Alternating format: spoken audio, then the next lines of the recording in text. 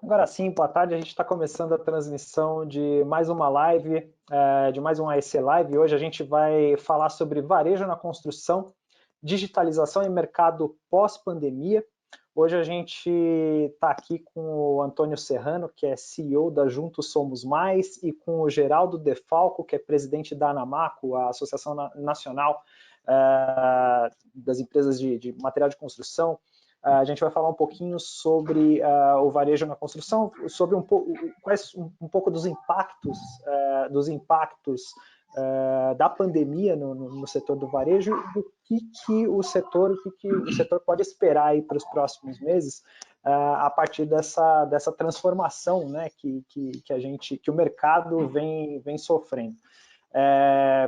Como todo mundo sabe, esses últimos 3 meses todo mundo ficou em casa, as atividades elas foram desaceleradas muito, de forma abrupta, de forma muito forte.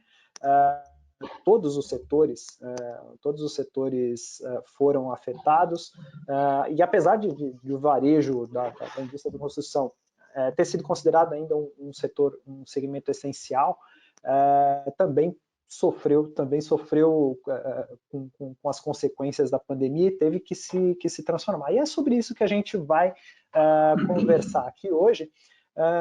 Eu queria dar boa tarde, primeiramente, aos nossos convidados, o Antônio Serrano, CEO da Juntos Somos Mais. Tudo bem, Antônio? Tudo bem, Renato? Muito obrigado pelo convite, é um prazer estar aqui com você, um prazer estar aqui com o Geraldo também. Obrigado pela participação. Obrigado, Antônio. E a gente também está aqui com o Geraldo Defalco, que é o presidente da ANAMACO. Geraldo, obrigado pela sua participação e por estar aqui com a gente hoje. Eu que agradeço, Renato. É sempre bom participar dessas discussões e entender melhor o mercado, que está um pouco oscilante. Serrano, mais uma vez, é um prazer ter você aqui com a gente, né? O Serrano sempre traz bons números para nós. Obrigado aí pelo convite, Renato. Imagina que é isso. Acho que vai ser um bate-papo interessante, um bate-papo gostoso hoje. E eu queria começar com vocês perguntando um pouco, fazendo aí um feedback, né? Aliás, olhando para trás, olhando para o flashback, né? Como que vocês avaliam que foi o impacto da pandemia no varejo nesses 3 meses? Hoje a gente, em alguns lugares, a gente já tem uma perspectiva de flexibilização, né, das atividades econômicas, e isso deve dar uma melhorada aí no setor. Mas qual foi o impacto desses 3, 4 meses aí se não foi lockdown, pelo menos teve um grande impacto aí nas atividades econômicas. Queria que você começasse, Antônio, eu queria que você começasse olhando pelo seu ponto de vista, e depois eu queria que o Defalco complementasse. Legal, Renato. Acho que o primeiro sentimento foi de muita apreensão, quando na segunda quinzena de março a gente teve várias lojas de material de construção fechadas, a pandemia tomando um corpo muito forte aqui dentro do Brasil e muitas incertezas, né? Não tinha tão claro também o cenário nos outros países. A gente sabia que alguns países, principalmente na Europa ali, que estavam na segunda onda, né? Considerando que a primeira foi na China, você tinha países que estavam em situações muito complicadas ali, como Itália, Espanha e outros países também. A gente tinha uma incerteza muito grande do que estava por vir. E os primeiros números foram bem ruins para o setor, né, para o varejo como um todo e também para o setor de material de construção.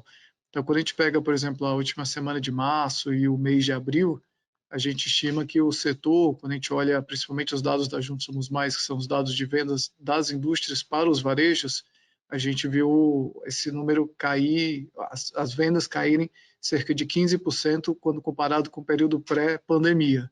Então, isso foi final de março, começo e ao longo de abril, né? Maio já foi um mês melhor, maio ficou de estável para o número preciso seria mais 8%, então a gente já viu uma certa retomada, mas de forma ainda muito pouco uniforme no país. Então, você tinha alguns lugares no norte e outras regiões do Brasil, principalmente Amazonas, aí, com quedas bem expressivas nesse mês de maio, mesmo que o todo ainda, de certa forma, fosse um pouco positivo. E aí, em junho, a gente vê, de certa forma, números melhores. Aí, a gente viu que em junho a gente tem um crescimento versus pré-pandemia na casa dos 20%, né? E isso acontece também quando a gente olha outros indicadores. Então, por exemplo, quando a gente olha o número que saiu há pouco tempo da venda de cimento de junho, a gente viu um crescimento de 24% na venda de cimento versus o mesmo mês do ano passado. No ano, o crescimento é bem menor, né? 3%, mas mostra que, de certa forma, o setor de varejo de material de construção é um setor muito resiliente, né? É um setor que sofreu muito aí quando a gente vê as crises anteriores, é um setor que desenvolveu muita criatividade e muita resiliência. E a gente olha, por exemplo, o indicador da Cielo, que é um indicador que circula bastante no mercado. Tive a última semana agora, semana passada, o setor de material de construção é o que tem a melhor performance lá, um crescimento de mais 36% versus o período pré-pandemia e versus uma média de varejo de menos 15%, né? Então, são números que mostram que o setor é muito forte, né, Geraldo? Muito resiliente e muito criativo, né? Para conseguir suportar e vencer essas intempéries aí que no Brasil não são tão pouco comuns, né? Geraldo, é isso que eu te pedi para você complementar com a sua perspectiva aí, e com a sua avaliação, né? A avaliação da Associação Nacional dos Comerciantes de Material de Construção. Como que vocês viram esses últimos meses e o que você complementa aí do que o Antônio Serrano trouxe? Eu acho que o áudio não está, o microfone não está ligado. Exatamente. Agora sim. Eu queria expor primeiro, Renato e Antônio, o seguinte: quando nós tivemos, lá em 17 de março, a primeira ordem, né, governamental para o lockdown, para fechar tudo, nós, materiais de construção, não tínhamos ainda sido considerados como atividades essenciais. Então, eu recebi uma ligação do Alain, da Leroy Merlin, e nós estávamos naquele momento apavorados, para ser sinceros, né? Então, qual foi a primeira atitude que nós tomamos? Nós recorremos através, como nós estamos assim capilarizados no Brasil todo, então sempre tem uma representação política local. E nós partimos para esse lado, juntamos logo na primeira semana ali um grupo, fomos falar com os deputados, mostramos a real necessidade de ter um material de construção aberto, até porque podia ter alguma ocorrência e você não ter onde procurar algum tipo de socorro na construção, né? Pode ser até de hospitais e tal. E também pelo lado de que, se você fosse comparar supermercado, que realmente todo mundo precisa ir se alimentar, seria muito mais provável uma contaminação dentro do supermercado, que é essencial, do que numa loja que você tem um espaço muito mais arejado e menos frequência de pessoas.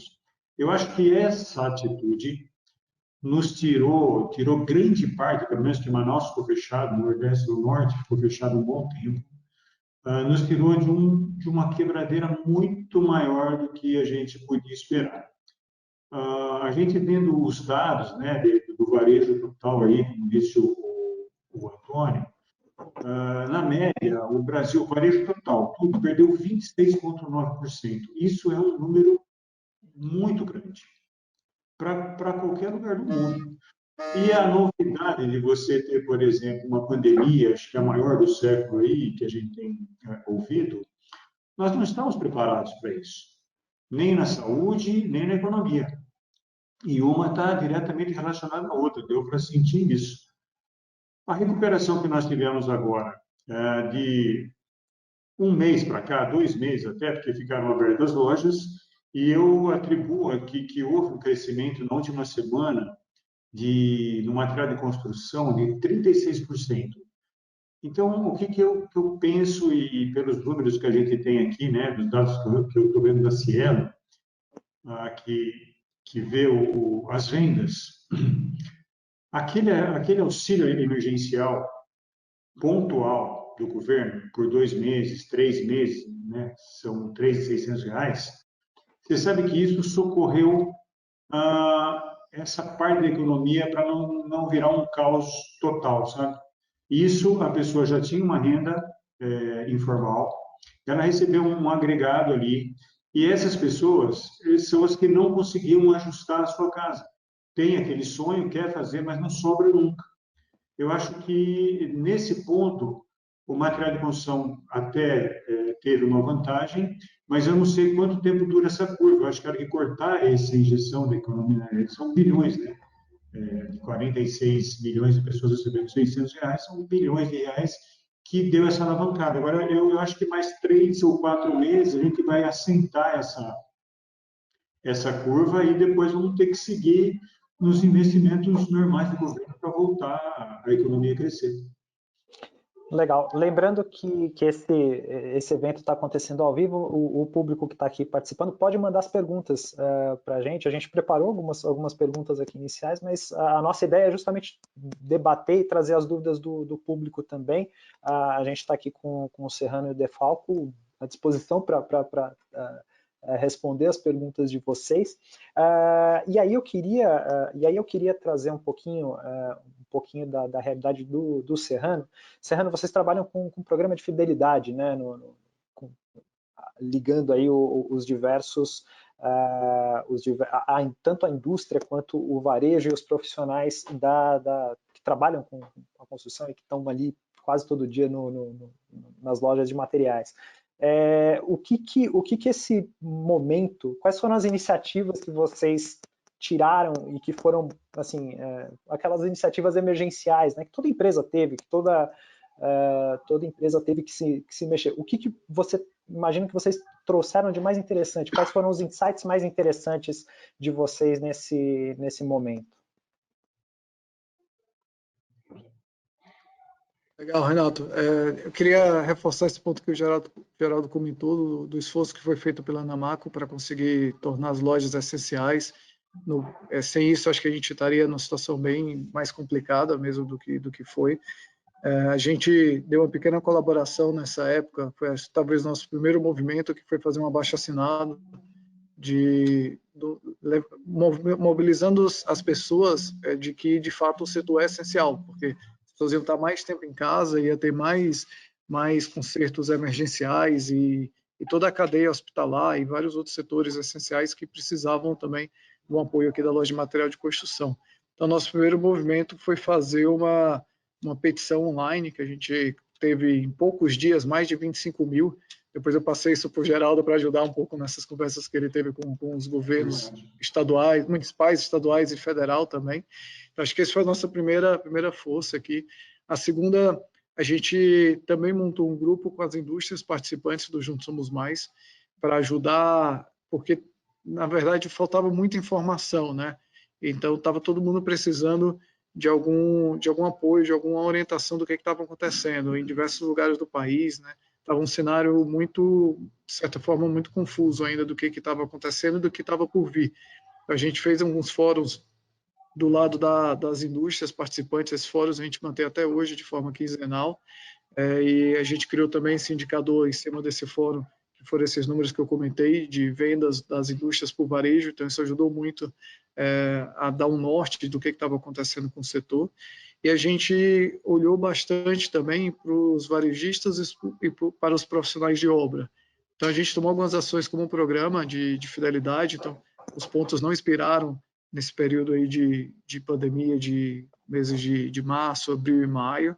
A gente também incorporou vários produtos do nosso catálogo de resgates que buscassem ajudar o varejista nesse momento. A gente colocou também, por exemplo, cursos de capacitação gratuitos ou mesmo, às vezes, dando pontos para quem assistisse. Então, cursos que iam desde gestão de crise, passando por até como aprimorar seus canais de venda online e assim por diante. E a gente organizou também, como a gente está fazendo aqui, muitas transmissões online para ajudar, sempre com temas que interessam bastante ao varejista, né? A gente convidou, por exemplo, o Valdir da Anamaco para contar não só a visão dele dessa crise, como de várias outras crises também, né?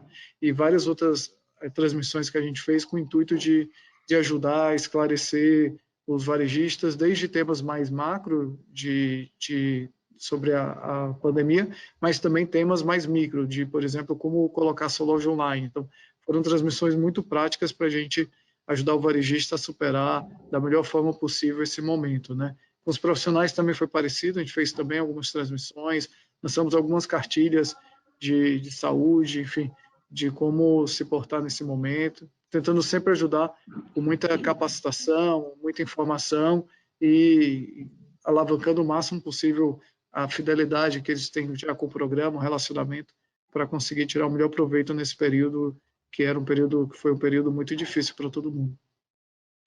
Legal. Geraldo, e do ponto de vista ali dos comerciantes, o que você acha que se tirou de iniciativa, as iniciativas mais interessantes que surgiram nesse momento? Claro, além da aproximação e com o poder público, para essa sensibilização do poder público foi bastante importante, mas também o que vocês perceberam ali no chão da loja? O que vocês perceberam de inovações e coisas interessantes que surgiram nesse período de pandemia? A maior mudança, ou eu digo que acelerou a mudança, o vírus acelerou a mudança para as vendas online, ou pelo WhatsApp, ou por delivery. Então, cada lojista, dentro da sua realidade, quem não tinha uma loja online no seu site, quem não tinha operado nesse sistema ainda, começou a usar, por exemplo, o WhatsApp como instrumento dos clientes e, para não frequentar a loja, entregava, fazia o pagamento. Agora os bancos e até mesmo as maquininhas de cartão, você manda um link, mesmo você não estando online na venda, né? Você manda um link, preenche lá os dados do cartão, envia, você recebe uma comprovação que recebeu e faz a entrega. Eu acho que isso ia acontecer ao longo do tempo, né? Já era uma coisa esperada, só que como ainda existia a loja física, ainda existe a loja física e a pessoa tem quer vir, quer pegar, quer consultar um vendedor, um balconista, que seja, ainda estava sendo um pouco mais lento, né? A partir do momento que ele se viu trancado, porque a gente fez uma cartilha, como o Serrano falou, falando sobre segurança, álcool, limpeza, chão, tudo onde tivesse circulação de pessoas, circulação com ventilação, né? Para que não houvesse nenhum tipo de contaminação que fosse mais agressiva, mais de massa, e isso pudesse realmente piorar a nossa situação de venda. Então, o que eu acho que impactou mais foi a gente se tornar um pouco mais digital mesmo, né? Mais eletrônico. E isso a gente tem percebido que melhorou as vendas, né? Deu mais comunidade para quem está em casa e melhorou as vendas, e também causa até ruptura de fornecimento de produto. Porque no meu ramo de negócio, as matérias-primas, acho que a China que fazia para todas as fábricas, né? No comércio são tintas, e a China também parou, né? Teve um período que também deu uma segurada. E agora a gente está sentindo essa ruptura, demora mais para entregar, você não tem o produto, está vendendo mais, mas o digital é o que fez a diferença, Renato. Legal. Você falou você citou um ponto interessante, que é essa migração a migração para o atendimento no WhatsApp, mas também aquela cultura que que existe no Brasil, inclusive do vendedor ele ser um consultor, né? O cara chega ali no balcão, o vendedor ele é um consultor. Eu queria até perguntar para o Antônio Serrano um pouco sobre o treinamento e como que tem sido a questão do treinamento. Você tinha falado sobre aquelas dores, né? Vocês buscaram fazer treinamentos para atender as dores dos lojistas, temas de interesse do lojista. Como que mudou essa questão da consultoria, com esse afastamento? Como que isso afetou a relação do lojista com o profissional, e como que vocês, especificamente, dentro desse programa de treinamentos e especialmente o online, né? Como que vocês têm trabalhado aí para fazer essa conexão dos diversos agentes, né, do setor? Esse aspecto bem importante, que é um setor que necessita bastante de capacitação, né? É um setor que, quando a gente pergunta para os profissionais quantos deles tiveram a oportunidade de fazer um curso no ofício que atuam, a resposta é que mais de 80% não tiveram a oportunidade, né? Então, é um setor que precisa de bastante capacitação e de bastante desenvolvimento. Até, na outra oportunidade que eu estava com o Geraldo, a gente comentou que 7% da população economicamente ativa no mundo trabalha com construção civil, né? Então, é um setor muito relevante, mas é um setor que sempre quando você olha ganhos de produtividade, é um setor que está sempre brigando pela lanterna, brigando com pesca e mineração. São os 3 setores que estão sempre disputando ali quem que ganha menos produtividade nos últimos anos, né? E um dos principais motivos para isso é a falta de capacitação. Então, a gente, como Juntos Somos Mais, um dos pilares da gente é o desenvolvimento tanto do varejista como também do profissional de obra. E a gente tenta fazer isso de uma forma mais digital possível, mas também do mais simples possível, porque as pessoas às vezes não têm tanto tempo para parar e se dedicar por horas, enfim, precisa às vezes de uma resposta mais imediata para um problema que estão enfrentando, né? Então, a gente tem alguns vídeos que são patrocinados principalmente pelas indústrias que fazem parte do Juntos Somos Mais, e esses vídeos são acessados tanto pelo dono da loja, como pelo vendedor da loja, e há uma outra série de vídeos também para o profissional de obra, né, para o pedreiro, para o encanador, e assim por diante. Esses vídeos têm nível de acesso enormes aí na casa, quando você soma todo mundo na casa de 50 mil por mês, então são pessoas, você vê que de fato tem interesse se você consegue fazer um conteúdo, né? Na pandemia a gente ofereceu 15 cursos gratuitos, a gente teve por volta de 10 mil cursos completos, então você vê que de fato quando você consegue oferecer conteúdo de qualidade, as pessoas se interessam, né? Então isso é bem importante, e quando você olha os temas, né, tem muito a ver com o que o Geraldo estava comentando, de como que eu coloco uma loja online, como que eu uso o WhatsApp como canal de vendas, né? Então, eu acho que tem muito interesse, e o que eu destaco para o varejo de material de construção é que é um varejo muito resiliente e muito criativo.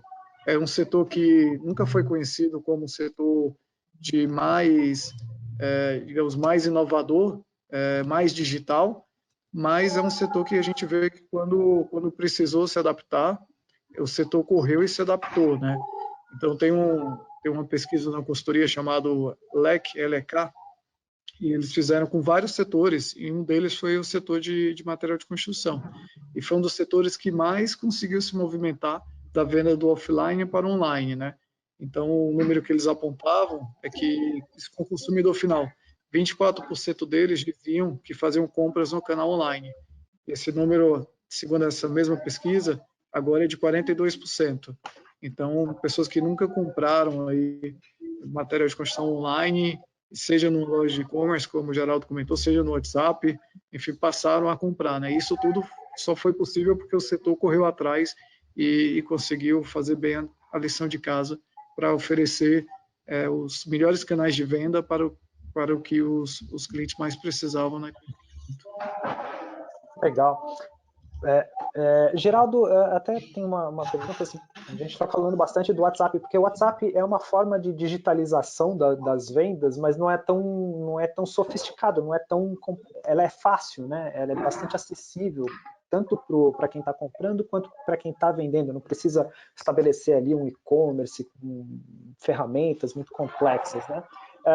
Voltando àquela pergunta que a gente estava falando do papel do vendedor como consultor, é possível ainda manter esse papel de consultor de vendas por meio do WhatsApp? Essa relação entre o lojista e o comprador? Como que você vê essa disponibilidade e essa possibilidade de uso do WhatsApp na relação de consumo entre essas duas partes? Então, o WhatsApp, ele revolucionou não só o nosso mercado, mas você pode ver, hoje, as pessoas pedem talvez um arquivo, falam, mandar no e-mail antes, lembra? Manda no meu e-mail. Não, hoje você faz tudo por WhatsApp, você faz contratação de operação financeira com bancos digitais ou mesmo com bancos, esses bancos múltiplos, já os 5 maiores. O WhatsApp é utilizado, né? Você só manda uma mensagem lá e você começa a conversar com alguém que está lá como se fosse o escriturário do banco, que antes era presencial. Então, de alguma maneira, a consultoria vai ser sempre necessária para todos os setores. Às vezes a pessoa chega ou presencialmente, né, ou até pergunta no WhatsApp alguma coisa que ela viu na internet e que é um produto que serve para o que ela está fazendo, mas ali ela não consegue, por exemplo, ela vê a parte teórica escrita ali, mas ela não consegue juntar isso, se ela não tiver uma experiência profissional, na prática daquele negócio. Aí entra a consultoria, de quem já está há muito tempo fazendo esse trabalho e tem a experiência para poder consultar de acordo com a necessidade do cliente. Isso tem dado muito resultado, porque você acaba entrando até no assunto do Antônio, que é a fidelização. Ele começa a ligar o nome do vendedor, do consultor e da loja ao que foi atendido da necessidade dele, e se cria um vínculo. Ele passa a ser amigo daquele consultor. Qualquer coisa ele acaba usando. E o WhatsApp é uma ferramenta que você deixa lá uma mensagem, você escreve, daqui a pouco você viu que a pessoa leu, e ela te responde, não toma tempo, às vezes você está falando aqui, o meu WhatsApp estava tocando, e você não perde o elo. Não é uma ligação telefônica, né? Acho que foi fantástico esse negócio do WhatsApp, tanto que não precisa nem dizer, né, o que já provocou de vitória e derrota também, né? E Serrano, e é justamente isso, né? Ele falou aí de fidelização do cliente a partir desse canal. Como que você vê, como que a sua visão a partir da fidelização do cliente? Isso vocês entendem, né? Como que você vê essa questão desse novo canal aí, desses canais que estão surgindo, dessas tecnologias? Sim, a gente vê que são ferramentas que ajudam bastante o lojista na sua gestão, né? Principalmente quando tem dificuldade em fazer a gestão, digamos, como estava acostumado, que era muitas vezes pela visita física, né? Pela visita presencial. Então, quando você vê que esse modelo de visita presencial perde um pouco de força, seja porque as pessoas estão evitando sair de casa, seja porque o lojista também está com redução de horário de atendimento e tudo mais, a gente vê que esses canais ganham muita força, né? E a gente chegou a perguntar a gente fez uma pesquisa com 1.456 varejistas agora em junho, e a gente viu que 20% deles já falaram aí que o WhatsApp é o canal de venda mais importante. E 17% falaram do telefone.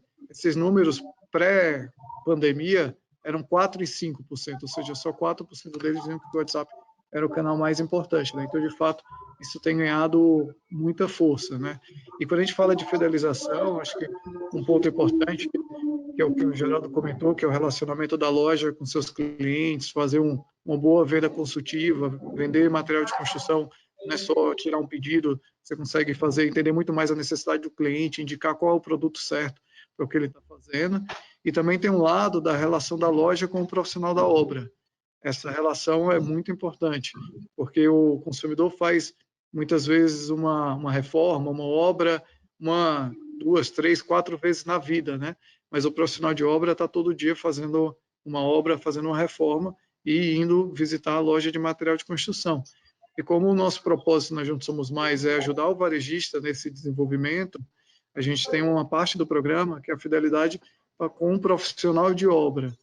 E o varejista consegue participar dessa frente e, a partir desse lado de profissionais de obra, do programa Juntos Somos Mais, ajudar também a fidelizar o profissional na loja dele. Então, isso é muito importante para ele consegue fazer isso tudo de forma digital e gratuito, porque quem paga muitas vezes esse ponto é a própria indústria interessada, né, em que o profissional consuma o produto dela. Então, é uma relação muito ganha-ganha entre todas as partes, que tem como objetivo final o desenvolvimento do profissional, o fortalecimento do varejo. Legal. Lembrando que para vocês, para quem está acompanhando aqui a nossa live, mandem as perguntas que o Antônio Serrano e o Geraldo Defalco estão disponíveis aqui para responder as perguntas de vocês, as dúvidas que vocês têm. A gente está falando aqui sobre tecnologia, sobre digitalização, sobre o mercado pós-pandemia. Estão disponíveis aqui. Mandem as perguntas e as dúvidas que vocês tenham aqui, porque eles estão aqui à disposição para responder para vocês. Eu vou fazer uma pergunta para o Geraldo Defalco. Você falou lá de uma cartilha, né, Geraldo, sobre medidas de segurança, sobre a prevenção da Covid-19 nas lojas enfim, no varejo de material de construção. Eu queria que você comentasse um pouquinho, especialmente nesse momento que a gente já está discutindo flexibilização e volta às atividades e provavelmente um momento de maior circulação de pessoas em lojas, bares enfim, no comércio no todo. Quais são as medidas de segurança que são mais importantes dentro das lojas de material de construção? O que tem que se adotar ali que é essencial? As características particulares das lojas de material de construção é que o lojista precisa estar atento para garantir a segurança tanto dos funcionários quanto dos consumidores. Isso é o que nós fizemos, na verdade, é um padrão já, né? A gente só detalhou mais para cada tamanho de loja.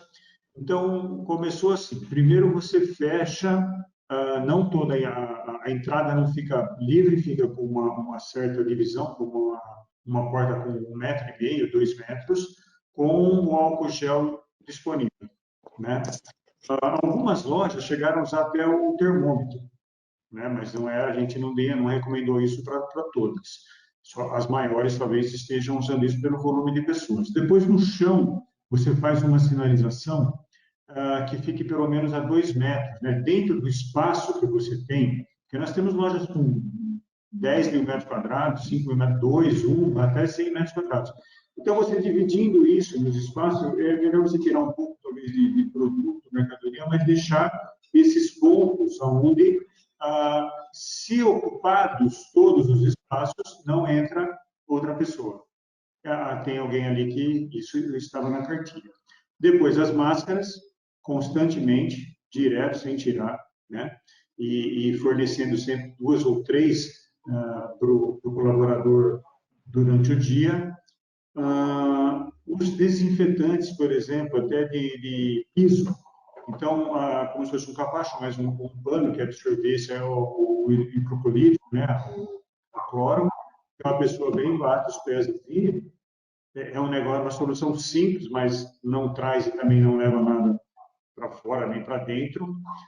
Alguns casos a gente usava, por exemplo, no caixa, luvas, né? Aquelas luvas ou de silicone ou de látex, para não ter o contato direto, cobrir as linhas de digitar com aquele filme, né? Então você pode espirrar o álcool e passar para cada vez que o cliente vai tocar, você joga um álcool ali. Então é uma medida até exagerada, eu acho, mas não dá para dar moleza nesse caso, né? Depois também tinha orientação quanto aos empregados, né? Sempre pela conservação da distância, então do balcão ou da mesa até quem fosse sentar para ser atendido ou em pé para ser atendido, tivesse pelo menos 1,5 metro. Então fazia um cordão de limitador, né? E aí a conversa fica um pouco mais distante. E assim, eu acho que a gente conseguiu, se não eliminar, reduzir muito qualquer contágio. Legal. Para o Antônio Serrano, eu queria que você agora avaliasse um pouquinho qual que é a sua visão para os próximos meses. Como que vai ser esse período de transição a partir de agora, em que as atividades estão retornando especialmente no Sudeste, em algumas cidades em que a curva já está sendo um pouco mais controlada. Como que você vê o retorno das atividades nos próximos meses? E já emendo aqui uma pergunta do Bernardo Lana, sobre as iniciativas de vocês, junto com os parceiros varejistas, visando aí a melhora de performance do varejo, enfim, com ações de marketing. O que vocês estão fazendo para se aproximar dos parceiros varejistas e tentar ajudá-los aí com a melhoria de performance? Legal. Obrigado, Bernardo, pela pergunta. Acho que a gente tem um desafio, começando pela primeira parte, Renato, tem o desafio de entender, de fato, um pouco do que o Geraldo estava comentando antes, que o quanto que, depois que passar esses incentivos do governo, quanto que o varejo de material de construção deve ou não ficar movimentado, né? A gente sabe que o varejo de material de construção está muito relacionado ao nível de emprego, né? À disponibilidade de renda. Então, tem uma incerteza do que vai acontecer com o mercado. Por outro lado, a gente tem alguns indícios de que o mercado, alguns vetores bem positivos, digamos, do que pode acontecer com o mercado. Então, a gente tem uma taxa de juros que nunca teve tão baixa na história do Brasil. Então, a gente vê, por exemplo, um dado de financiamento de imóveis em maio contra maio do ano passado, cresceu 8%. Então, você vê no auge da pandemia, certo? As pessoas comprando imóveis 8% mais do que no ano passado, né? Então, você olha o ano, esse acumulado está em 23, né? Então, desacelerou um pouco por causa da pandemia. Quando você olha o déficit habitacional, né, os últimos dados disponíveis, aumentou. Em 2018, a gente tem um déficit de quase 8 milhões de domicílios. Então, tem uma demanda reprimida por construção civil em todo o Brasil. Teve recentemente a aprovação da lei de saneamento, que também vai movimentar o setor. Então, você tem vários indícios que podem impulsionar o setor, mas tem uma incerteza muito grande na macroeconomia, como é que ela vai se comportar, né? Então, ainda há uma indefinição disso. Quando a gente pergunta para os varejistas, a gente perguntou nessa pesquisa que eu comentei antes, com 1.456 deles, 61% das lojas indicaram que não vai ter impacto no faturamento esse ano versus o ano passado. Quando a gente perguntou em junho, quando a gente perguntou em maio, esses 61 eram 22. Então, mostra que tem um certo otimismo, né? A gente fez a mesma pergunta para as indústrias de material da construção civil, né? Em julho, 70% delas indicaram que em 2020 vai ter um desempenho similar ou melhor que 2019. Esse número em abril era 22%. E foi 50% em junho, 36% em maio, né? Então saiu 22%, 36%, 50% e 70%.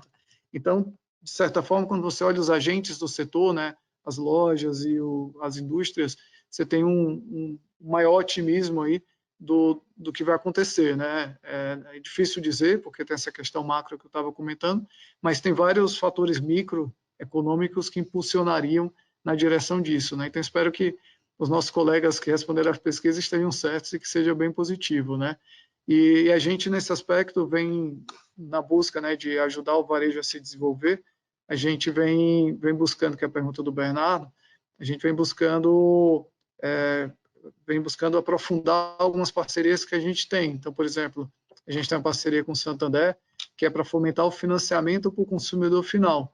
A gente vê que só 20% das lojas pequenas, médias, tem financiamento para o consumidor final, mas a maior parte do que elas vendem é para obras que exigem, muitas vezes, um financiamento. Então, a gente tem uma parceria com o Santander na expectativa de ajudar o varejista a conseguir vender melhor, né, através de um financiamento digital, que é uma ferramenta do Santander, que quando a gente analisou o mercado, foi a que a gente identificou ser a melhor, né?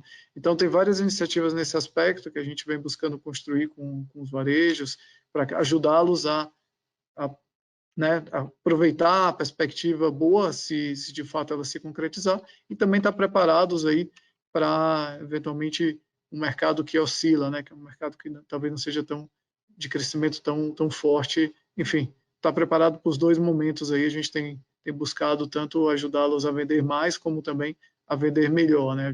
Ajudando com gestão e com vários outros itens que eu posso detalhar em outra oportunidade também. Legal.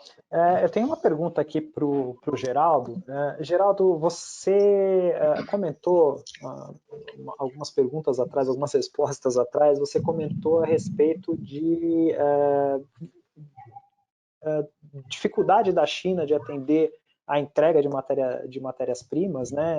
E de repente, em algum momento, isso pode ter afetado a disponibilidade, a oferta de alguns materiais, de construção para o nosso mercado. Você vê hoje, como que você vê essa questão da oferta e da disponibilidade de materiais? Pode ser que falte alguma coisa justamente por causa desse aspecto China, do aspecto de entrega de matérias-primas e, enfim, de atendimento à indústria. Como que você vê, especificamente, se você pudesse falar um pouquinho de alguns materiais que podem chamar um pouquinho mais a atenção aí no segmento de construção? Eu diria para você que foi pontual isso, né? A gente está notando agora. E são dois pontos simultâneos. Quando nós tivemos lá a pandemia, lá também a China teve que parar algumas coisas, elas reduziram essa produção, porque o mundo inteiro demanda a China, né? A China é a fábrica do mundo hoje. Ao mesmo tempo em que aqui, quando começou a retomar, porque no material de construção a gente não chegou a parar, então a gente tinha demanda aqui e uma diminuição de produção lá. Então, esse momento aí é que houve esse problema de ruptura de estoque. O que eu sei, conversando com o pessoal da Associação de Fabricantes de Cimentos, acho que até o Antônio pode me ajudar nisso, eles chegaram a desligar muitos fornos antes da pandemia, porque a gente tinha uma crise ainda. Né? Ainda o Brasil está saindo dessa crise e a resposta tem sido positiva. E quando estava começando isso a melhorar, entramos com a pandemia. Agora parece que a demanda tem sido tão grande por cimento que os preços do cimento estão aumentando muito. A demanda agora é lei, oferta e procura. Porque tinha parado e tem que religar e tem que recomeçar tudo de novo e a demanda aqui fora, com a injeção de dinheiro na economia, começa a puxar as vendas. Eu acho que isso é momentâneo. Eu sempre digo aqui nas minhas lives que eu prefiro ser otimista com o Brasil e com a economia. Vai dar mais trabalho ser otimista, vamos ter que fazer mais coisas, mas eu acho que a gente tem uma capacidade de reação muito forte. A gente vê que a criatividade, né, como eu estava dizendo aí, de quem ficou desempregado, mudou, começou a fazer outro tipo de coisa. O brasileiro não para e é um povo que realmente trabalha, é dedicado. E a gente devia começar a reconhecer mais isso. Eu te falo isso porque os profissionais, por exemplo, que trabalham com construção civil, são de um vigor, são de uma determinação, que não é fácil trabalhar com isso, e ainda mais em tempos em que esses profissionais, dependem rotineiramente daquela renda mensal. Né? Eles não fazem, por exemplo, uma poupança, primeiro, porque é uma concorrência grande, tem muitos fazendo, e estava limitado, por exemplo, agora, se o número de obras que a gente está vendo que está crescendo, nós trabalhamos aqui com o programa da Conecta, e por região. Então, só na minha cidade aqui, eu tenho agora, nesses 3 meses de pandemia, 2.570 obras em andamento. Isso é uma cidade, Jundiaí é uma cidade. Se eu pegar por região, então, assim, isso me dá uma esperança muito grande de que se essa curva começar a cair, ela não vai ser muito acentuada. Ela vai, porque daí você vai gerando emprego na construção e aí o cara gera emprego e a economia começa a ter aquela espiral novamente de crescimento. Agora, você vai vendo as obras que o governo vem lançando. Eles não fazem muito barulho, mas você vê que existe um motor aí econômico que está gerando negócio. A pandemia realmente freou isso, né? Mas eu sou muito otimista em relação à recuperação da nossa economia. Legal, a gente tem um comentário aqui. Rápido aqui. Claro, fica à vontade. O Geraldo comentou da pesquisa de cimento, né? Acho que dos dados de cimento. O Camilo comentou poucos dias, né, lançou os dados, e acho que a indústria nacional, concordo muito com o Geraldo, a indústria nacional é muito forte, né, e ela veio de um período de crise muito elevado, né, então o Camilo comentou na imprensa recentemente que 44% das fábricas de cimento que o índice de ociosidade em cimento no Brasil é de 44%, e que tem ainda 22 fábricas fechadas, né? Estava puxando os dados aqui para lembrar. De fato, tem muita força a indústria nacional e tem muito espaço para crescer com capacidade instalada. Né? Só um rápido complemento. Não, legal.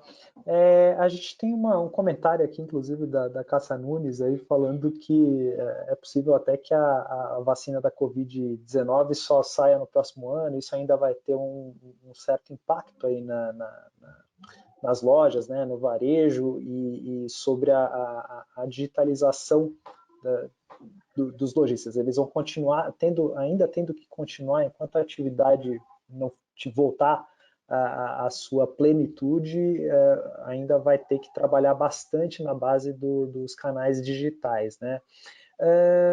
Aliás, eu encaminho aqui uma pergunta para o Antônio Serrano. Antônio, o que você acha? Aí vamos conversar aqui sobre percepções mesmo, né? O que você acha nesses próximos meses? Quais as tendências que vão se manter de digitalização, falando aí de digitalização dos canais de vendas, o que vai se manter e o que foi muito forte, veio muito forte por causa da pandemia, mas que depois da pandemia, passados os efeitos da pandemia, devem ser deixados um pouquinho de lado. Ou seja, o que fica? Qual que é o legado, na sua opinião? Eu acho que algumas coisas, elas saltam aos olhos, né? Acho que o consumidor certamente vai ficar mais digital. Então, eu acho que uma parte desse, a gente estava comentando, né, 24% tinham comprado online materiais de construção e agora esse número foi para 42%, né? Eu acho que vai ter uma parte disso que obviamente, quando, enfim, tiver uma vacina e todo mundo puder andar mais confortável na rua, parte deles vão querer voltar a comprar fisicamente, mas parte vai falar, poxa, eu gostei disso, eu achei muito prático, achei que muito rápido, fui bem atendido, né, como a gente estava comentando mais cedo, de o vendedor da loja conseguir fazer esse atendimento por WhatsApp, bem personalizado e tal, mas eu acho que o nível de exigência como um todo vai subir, porque quando você se acostuma com o digital, você se acostuma com conveniência e você se acostuma também com interações mais customizadas. Então, eu acho que isso veio para ficar. Então, a expectativa do cliente, quando ele compra, por exemplo, de um site de marketplace, é que apareça para ele ofertas que têm a ver com outras coisas que ele já comprou, muito personalizados. Igual quando você usa um desses serviços de streaming para assistir a filmes, séries, você quer que ele indique uma série, um filme ou um livro, se for uma empresa de uma livraria online, indique que tem a ver com você. Então, a expectativa do consumidor, à medida que ele vai entrando mais no ambiente online, é que as interações sejam cada vez mais customizadas. Então, quando ele voltar a interagir, por exemplo, pelo WhatsApp com uma loja de material de construção, a expectativa é que a pessoa que atenda ele lá pode até ser uma pessoa diferente, não ser o mesmo vendedor que o atendeu da primeira vez. Mas a expectativa dele é que o vendedor dê uma olhada no que foi o histórico de conversas, entenda que se ele está no meio de uma obra, entenda que tem as etapas da obra, que ele está entrando possivelmente numa nova etapa da obra, vai precisar de outros tipos de produto. Então, acho que vai ter uma expectativa muito forte dos consumidores de interações mais customizadas, né? E aí vem um outro pedaço que tem muito a ver com o nosso setor, que é que tipo de casa os consumidores vão morar, né? Então, acho que tem um aspecto que vem antes desse, que é os consumidores acho que vão valorizar muito mais a sua casa, porque eles estão passando muito mais tempo nela, muitas casas viraram home office e vão continuar sendo home office, porque muitas empresas vão optar, se não por um modelo 100% home office, por um modelo pelo menos parcial. Então, você vai ficar cada vez mais tempo trabalhando na sua casa. Então, isso implica uma nova forma de você ver o lar, né? Em vez de ver o lar como um lugar que você vai, às vezes, só para dormir, vai ser um lugar que você vai ficar muito mais tempo, né? E eu acho que a gente vai começar a ver também um outro tipo de imóvel, né? Tem uma pesquisa legal do Grupo Zap, com 1.700 pessoas, indicando que varanda, vista livre e ambientes mais bem divididos são características de um novo imóvel que eles vão buscar, né? Então, tem uma consequência interessante para o nosso setor, porque muitas vezes esses imóveis são mais afastados dos grandes centros e são, consequentemente, maiores. Então, imóveis maiores implicam obras maiores, né? Então, pode ter uma consequência positiva para o setor nesse aspecto, né? E também isso pode ajudar aquelas lojas que não são aquelas lojas enormes, que estão bem posicionadas nos grandes centros, mas aquela loja tipicamente do bairro, né? Que está, muitas vezes, em lugares que estão construindo, que estão em lugares mais afastados, né? Então vai ter uma dinâmica interessante, acho que tanto no comportamento do consumidor, como, assim, mais digital, né, e mais exigente, como também quando você olha o setor da construção civil, isso vai demandar outros tipos de lojas, outros tipos de atendimento de lojas de material de construção, outros tipos de imóveis, enfim, vai ter um movimento interessante aí que vai acontecer nos próximos meses. Legal. A gente está se encaminhando aqui para o final da nossa live, mas eu queria encaminhar aqui uma pergunta para o Geraldo. Geraldo, voltando um pouquinho lá naquela nossa conversa sobre a consultoria do vendedor na loja física, né? Eu queria que você também trouxesse uma perspectiva do sobre o tipo de material que é comprado. Qual é o tipo de material, qual é o tipo de categoria de material em que é mais fácil comprar pelos meios digitais, pelos canais digitais, e aí pensando daqui para frente mesmo, e quais são os tipos de materiais que não? O cara precisa ir lá na loja e é legal que o cara converse fisicamente para de repente encostar no produto, tocar o produto ou conversar mais olho no olho com o vendedor. Você percebe essa diferença de um tipo de material, de uma categoria de material e de outra categoria de material, pensando na venda online e na física? Então, essa divisão ela está bem clara para nós. O bricolagem, quando você mesmo pode fazer, quando você vou instalar uma persiana, por exemplo, eu posso ver as fotos desses produtos pela internet, comprá-lo e instalá-lo, né? Então, todos aqueles produtos mais fáceis de você instalar, mais práticos de você instalar, ou uma pintura, ou que você consegue ser capaz de resolver, isso vendeu muito online. Agora, aquela outra coisa que depende, por exemplo, de um dado mais técnico, vamos falar uma instalação, uma bitola de fio, quanto de capacidade para eu colocar um chuveiro com 7.500 watts, isso ele não consegue, por mais que ele leia, ele fica inseguro de arriscar, ele procura por um profissional, e esse profissional procura as lojas. Então, é muito simples dividir essa parte. A hora que eu consigo ter noção de que eu sou capaz de fazer, eu vou lá e compro na internet, instalo e pronto.